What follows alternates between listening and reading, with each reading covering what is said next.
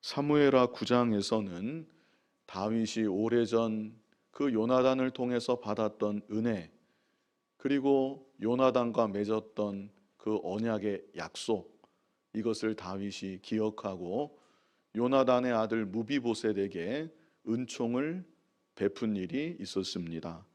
먼저 다윗은 사울의 가문에 누가 남아 있는지 찾아보았었지요.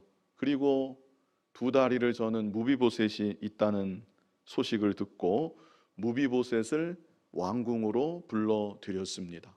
그리고 다윗은 사울 왕이 소유했었던 밭을 무비보셋에게 그대로 다 주었습니다. 그뿐 아니라 이 무비보셋을 자신의 아들과도 같이 대우해서 이제는 밥을 먹을 때마다 다윗과 함께 한 상에서 겸상하도록 그런 은총을 베풀어 주었던 것이죠. 이어지는 이 시간 본문은 다윗이 암몬 나라의 왕 나하스에게 받았던 은혜를 기억하고 그 아들 한운에게도 은총을 베풀려고 하는 내용으로 이 시간 본문이 시작을 하고 있습니다. 우리 본문 1절 같이 읽어보겠습니다. 그 후에 암몬 자손의 왕이 죽고 그의 아들 한운이 대신하여 왕이 되니. 자, 암몬 자손의 왕 나하스였는데요, 나하스가 죽고 나하스의 아들 한운이 이제 왕이 되었다는 것입니다. 2절 같이 읽어보겠습니다. 다윗이 이르되 내가 나하스의 아들 한운에게 은총을 베풀되 그의 아버지가 내게 은총을 베푼 것 같이 하리라 하고 다윗이 그의 신하들을 보내 그의 아버지를 조상하라 하니라. 다윗의 신하들이 암몬 자손의 땅에 이르매. 그 암몬의 왕 나하스가 다윗에게 어떤 은총을 베풀었는지는 성경에 자세히 기록되어 있지는 않습니다. 다만 예상하기는 다윗이 오랜 세월을 사울 왕을 피해서 도망을 다녔었는데 그 시절에 이 나하스가 다윗에게 많은 도움을 주지 않았겠는가, 이 정도로 보통 생각을 합니다. 그래서 다윗은 그때의 일을 기억하고 나하스가 죽자 암몬 나라에 문상객을 보냅니다. 그리고 그 아들 한운에게 자기가 받았던 은총을 다 갚고자 하였었던 것이죠. 다윗은 언제나 자기가 받은 은혜를 잊지 않고 그 은혜를 갚을 줄 아는 사람이었습니다. 그리고 더 나아가서 은혜를 풍성히 베풀 줄 아는 사람이었습니다. 은혜를 갚을 줄 알고 또 은혜를 풍성히 베풀 줄 아는 것, 이것은 믿음의 중요한 열매입니다. 우리는 하나님의 자녀로 하나님 아버지로부터 무한하신 은혜를 받았습니다. 지금 우리가 살아가고 있는 것도 하나님의 무한하신 은혜 가운데 이렇게 살아가고 있는 것입니다. 그러므로 우리들은 다른 사람들에게 내가 받은 이 은혜를 널리 베풀며 살아가는 그런 하나님 자녀된 우리들이 되어야 하는 것입니다. 출애굽기 21장 24절로 25절을 보시면 우리 같이 한번 읽어보겠습니다. 눈은 눈으로, 이는 이로, 손은 손으로, 발은 발로, 된 것은 된 것으로, 상하게 한 것은 상함으로, 때린 것은 때림으로 갚을지니라. 자, 이런 말씀이 있는데 이 말씀은 무슨 의미일까요? 자, 이 말씀은 재판할 때 이렇게 하라는 말씀입니다. 재판을 할 때 정확하게 그 무게에 다른 것처럼 정확하게 재판해야 된다. 이것을 1차적으로 교훈하고 있는 말씀이고요. 그리고 피해를 당한 피해자에게 가해자를 향해 악한 감정을 가지고 지나친 보복을 해서는 안 된다. 그것을 교훈하는 말씀이기도 합니다. 그런데 이스라엘 백성들은 이런 구절들을 악용했습니다. 그래서 내가 받은 그대로를 돌려줘야 되겠다. 자신들의 악한 보복 감정을 정당화시키는데 이런 구절들을 가져다가 사용을 했었던 것이죠. 아주 잘못된 것입니다.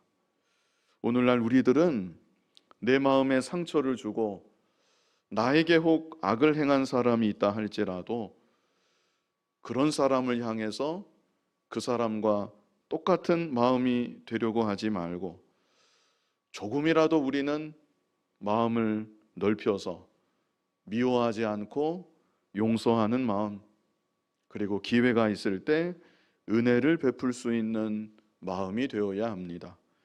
그것이 예수님의 마음이고 하나님께서 기뻐하시는 마음입니다. 다윗은 이 본문에서 보는 것처럼 먼저는 은혜를 잊지 않고 은혜를 베풀고자 이렇게 이 문상객을 보낸 것이죠.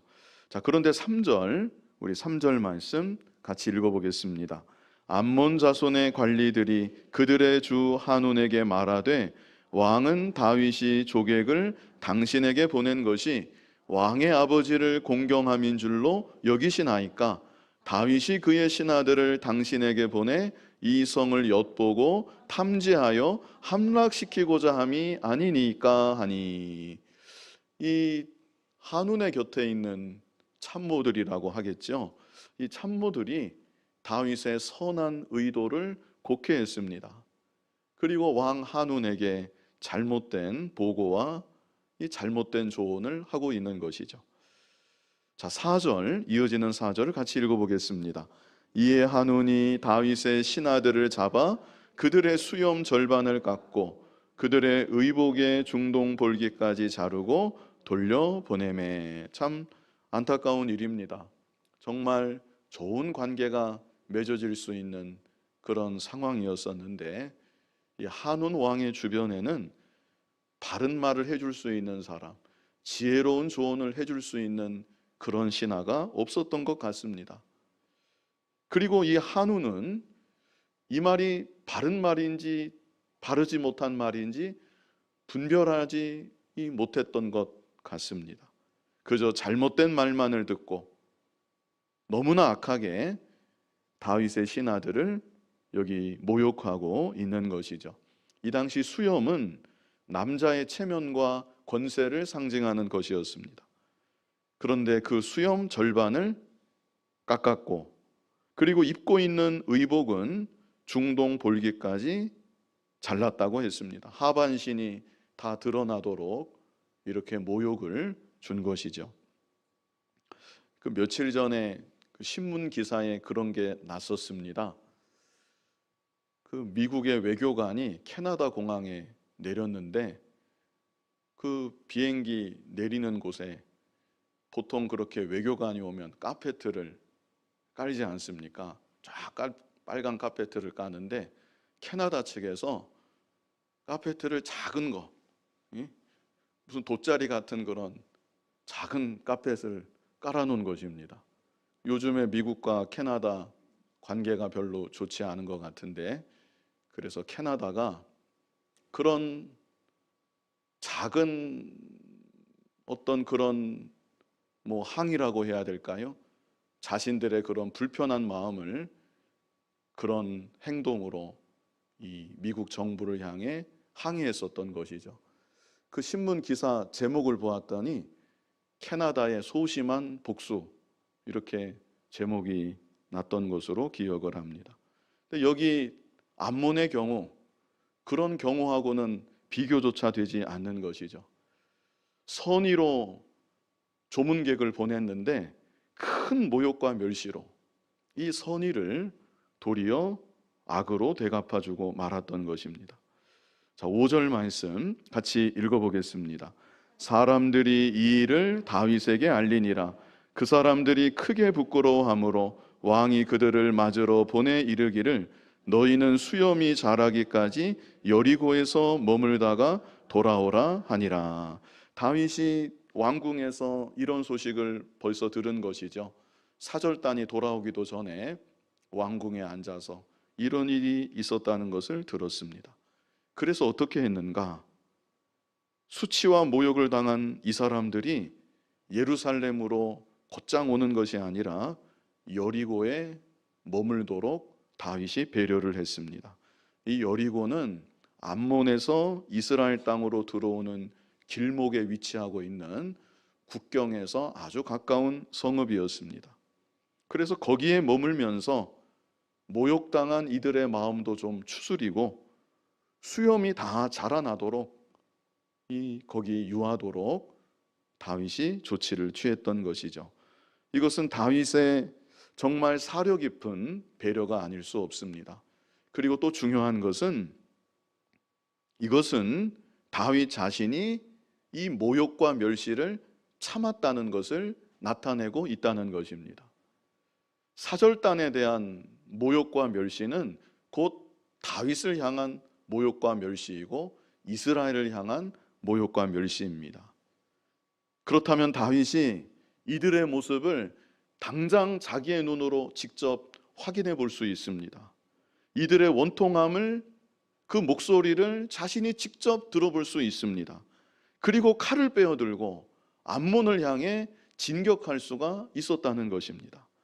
그러나 다윗은 그렇게 하지 않고 이 모욕과 수치를 참았다는 것, 그것을 5절 말씀이 우리에게 보여주고 있는 것입니다. 다윗은 이와 같은 경험을 똑같지는 않지만 이와 비슷한 경험을 이제까지 여러 번 해왔었습니다. 먼저는 사울 왕과의 관계에 있어서 다윗은 사울 왕을 끝까지 왕으로서 예우했었고 왕을 향한 신하로서의 충성을 다윗은 정말 신실하게 다하였습니다. 그런데 그런 다윗에게 돌아오는 것은 사울 왕의 광기 어린 질투와 칼날밖에는 없었던 것이죠. 그리고 다윗은 나발에게도, 그 나발을 기억하시겠는데, 나발에게도 그의 집을 지켜주고 그의 재산을 보호해주고 나름 은혜를 베풀어 주었었습니다. 그러나 그런 나발이 다윗을 모욕하고 또 심하게 모욕적으로 대우한 일이 있었습니다. 이런 경험들을 통한 연단이 있었기 때문인지는 모르지만 여기서 다윗은 암몬이 주는 이 모욕과 멸시를 참고 기다렸습니다. 우리 시편 109편 4절, 참 좋은 말씀인데요. 우리 다 같이 한번 읽어보실까요? 나는 사랑하나 그들은 도리어 나를 대적하니 나는 기도할 뿐이라. 참 좋은 말씀입니다. 이 말씀을 다윗이 썼습니다. 다윗의 어떤 심정이 좀 느껴지는 것 같습니다. 나는 사랑하나, 나는 사랑하고 있는데 그들은 도리어 나를 대적하니. 그 다음이 무엇입니까? 나는 기도할 뿐이라. 그저 하나님 바라보고 기도할 뿐이다. 이렇게 여기 말씀하고 있습니다. 이 구절을 잘 암송하고 그래서 이 말씀처럼 좀 더 사랑하고 좀 더 용서하고 좀 더 기도하고 이렇게 하나님을 바라볼 수 있는 저와 여러분이 다 되었으면 좋겠습니다. 우리 본문으로 돌아와서 본문 6절 우리 같이 한번 읽어보겠습니다. 암몬 자손들이 자기들이 다윗에게 미움이 된 줄 알고 암몬 자손들이 사람을 보내 벤노업 아람 사람과 소바 아람 사람의 보병 2만 명과 마아가 왕과 그의 사람 1,000명과 돕 사람 12,000명을 고용한지라. 앞에서도 이런 비슷한 그런 게 있었는데요. 암몬 자손들이, 이 말이 두 번 반복되면서 강조되고 있지요. 암몬 자손들이, 자기들이 다윗에게 미움이 된 줄 알고 암몬 자손들이 사람을 보내서 군대를 모집했다. 자, 그래서 이것은 전쟁의 시작이 암몬에게 있었다. 이것을 강조하고 있는 것이죠. 자기들이 모욕하고 자기들이 멸시하고 그리고 자기들이 먼저 군대를 소집하고 전쟁을 시작하고 있는 것입니다.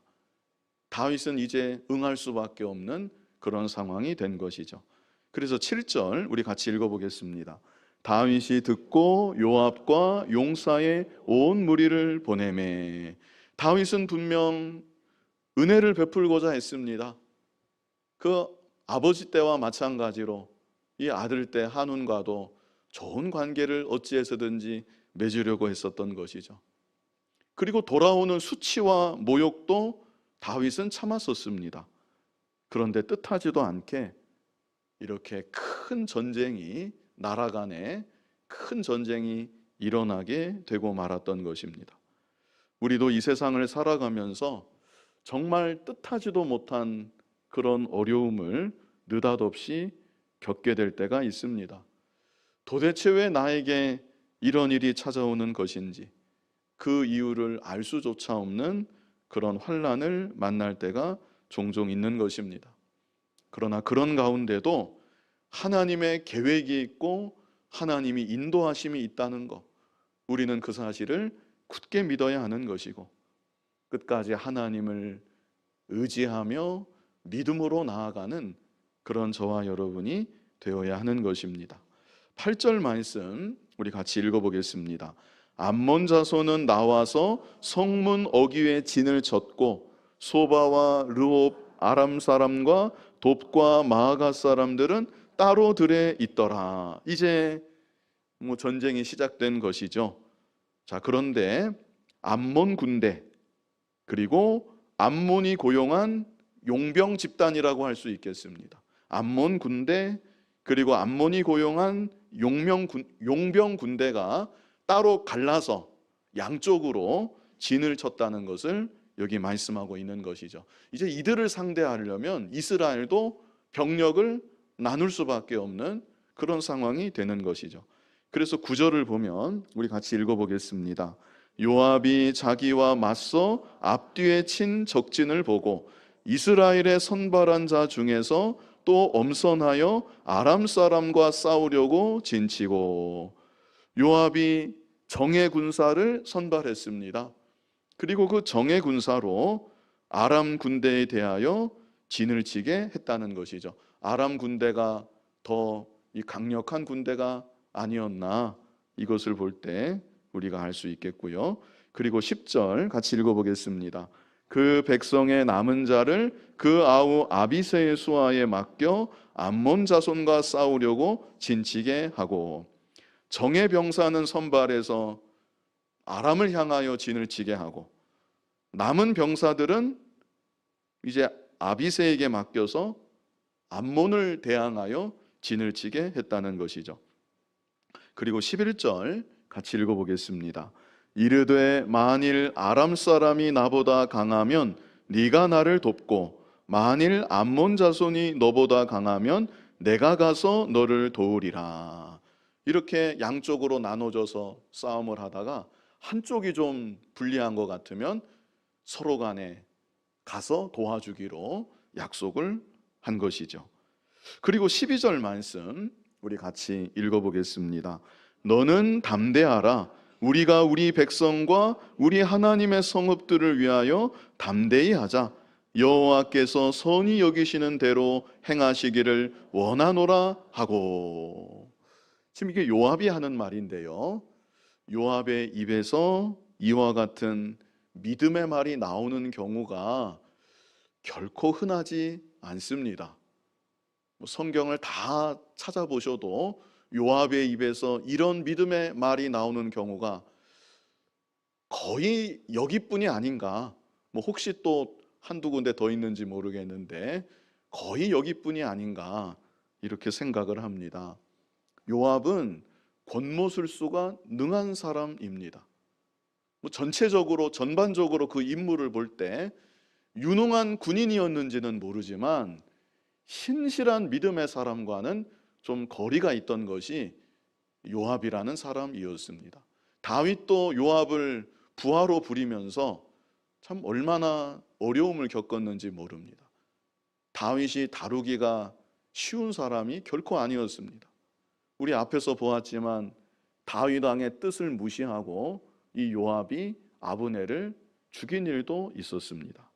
그런데 그런 요압이 적어도 여기에서만큼은 믿음의 말을 하고 있는 것입니다. 이것은 하나님께서 다윗에게 주시는 큰 위로가 아니었겠는가, 이렇게 생각이 됩니다.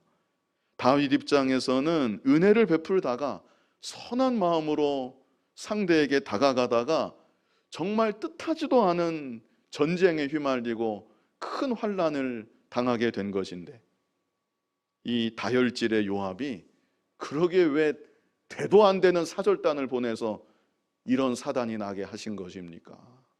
이렇게 나올 수도 있었던 것입니다. 평상시 행동으로 봐서 그러고도 남을 인물이 요압입니다. 뭐 그렇지는 않았다 할지라도 마음으로라도 이런 일을 계기로 다윗의 지도력을 의심하고 다윗을 더 얕잡아 볼 수도 있었던 것입니다. 그런데 요압이 이번에는 오히려 믿음의 말을 하는 것입니다. 자신이 세운 아비새를 위시한 군대를 믿음으로 독려하고 있는 그런 참 흔하지 않은 장면이 여기 12절에 있습니다. 너는 담대하라. 우리가 우리 백성과 우리 하나님의 성읍들을 위하여 담대히 하자. 여호와께서 선히 여기시는 대로 행하시기를 원하노라. 자, 이 구절만 놓고 보면 요압이 정말 신실한 믿음의 사람인 것처럼 충분히 보여지지요. 하나님께서 은혜를 주시니까 요압의 입에서도 이런 믿음의 말이 나오고 있는 것을 볼 수가 있습니다. 그래서 하나님은 감당케 하시는 하나님이시다. 감당케 하시는 하나님, 뜻하지 않는 환난을 당하였지만 전혀 예상치도 못했던 도울 자를 세워주시는 하나님, 전혀 상상도 못했던 이 사람을 통해서 도움을 받게 하시고 이 사람을 통해서 환난을 통과하게 하시고 마침내 환난이 변해서 큰 유익이 되게 하시는 하나님이심을 우리가 이 대목에서 생각할 수가 있겠습니다. 그리고 요압의 말 중에 담대하라, 이 말이 참 중요한 말입니다. 담대하라. 하나님은 하나님 자녀된 우리에게 언제나 담대하라, 이 말씀을 주시고 또 주십니다. 가나안 땅을 정복해야만 되었던 여호수아를 향해서도 강하고 담대하라 3번이나 반복해서 말씀하셨던 하나님이시고, 예수님도 그 요한복음 16장 33절을 보면 제자들을 향해서 세상에서는 너희가 환난을 당하나 담대하라, 내가 세상을 이겼노라, 이렇게 말씀하셨던 우리 예수님이십니다. 그러므로 우리들은 참 예측할 수 없는 이 세상입니다. 크고 작은 환난이 가득한 풍파 많은 이 세상입니다. 이런 이 세상을 살아가고 있지만 하나님 우리에게 주시는 말씀처럼 담대하게 나아가는 저와 여러분이 되어야 하는 것입니다. 무슨 일을 만나든지 담대해야 되는 것이고, 뜻하지 않은 환난, 도저히 이해할 수 없는, 알 수 없는 시련을 만나도 담대해야 되는 것입니다. 그 가운데는 언제나 하나님의 계획이 있다는 것, 하나님의 섭리가 있다는 것, 하나님의 인도하심이 있다는 것, 우리는 그 사실을 굳게 믿고 담대하게 이 세상을 살아나가야 되는 것입니다. 13절 말씀 우리 같이 읽어보겠습니다. 요압과 그와 함께한 백성이 아람 사람을 대항하여 싸우려고 나아가니 그들이 그 앞에서 도망하고. 좀 싱겁습니다. 이게 이 준비 과정은 참 대단했는데 용병을 저쪽에서 고용하고 이 대군을 결성하고 서로 간에 긴장감 감도는 진을 치고 마주하고 있었는데 전쟁은 참 싱거웠습니다. 요압을 위시한 이스라엘의 군대가 담대하게 나아갔던 것이죠. 믿음으로 하나님 의지하고 담대히 나아갔더니 이 아람의 군대가 도망을 갔다는 것입니다. 아람 군대는 돈을 받고 싸우는 용병입니다. 전열을 가다듬고 생명을 불사하고 믿음으로 나아오는 상대를 바라볼 때 아마 전의를 쉽게 상실하지 않았나, 이렇게 생각을 해봅니다. 담대하게 나아가니까 그냥 그 앞에서 도망을 간 것이고, 14절 말씀 같이 읽어보겠습니다. 암몬 자손은 아람 사람이 도망함을 보고 그들도 아비스 앞에서 도망하여 성읍으로 들어간지라. 요압이 암몬 자손을 떠나 예루살렘으로 돌아가니라. 이 암몬 자손도 아람 군대를 많이 의지하지 않았나 싶습니다. 강력한 군대니까 아람 군대를 좀 의지했는데, 아람이 그냥 무력하게 도망가는 것을 보고 이 암몬의 군대도 도망가게 되었다. 그리고 요압은 예루살렘으로 돌아왔다. 이로써 전쟁이 일단락이 된 것입니다. 근데 이게 끝이 아니었습니다. 시간차는 조금 있겠는데요. 15절 말씀 같이 읽어보겠습니다. 아람 사람이 자기가 이스라엘 앞에서 패하였음을 보고 다 모임에, 아람이 다시 군대를 일으킨 것이죠. 자존심이 좀 상했는지, 이 무력하게 도망간 것이 좀 그랬는지 군대를 다시 일으켰습니다. 여기 15절 끝에 보시면 다 모임에 그랬습니다. 전보다 더 큰 군대가 모이게 되었음을 우리가 알 수 있겠고요. 16절 말씀 같이 읽어보겠습니다. 하다데셀이 사람을 보내 강 건너쪽에 있는 아람 사람을 불러내매 그들이 헬람에 이르니 하닷에셀의 군사령관 소박이 그들을 거느린지라. 하닷에셀, 아람의 왕이었습니다.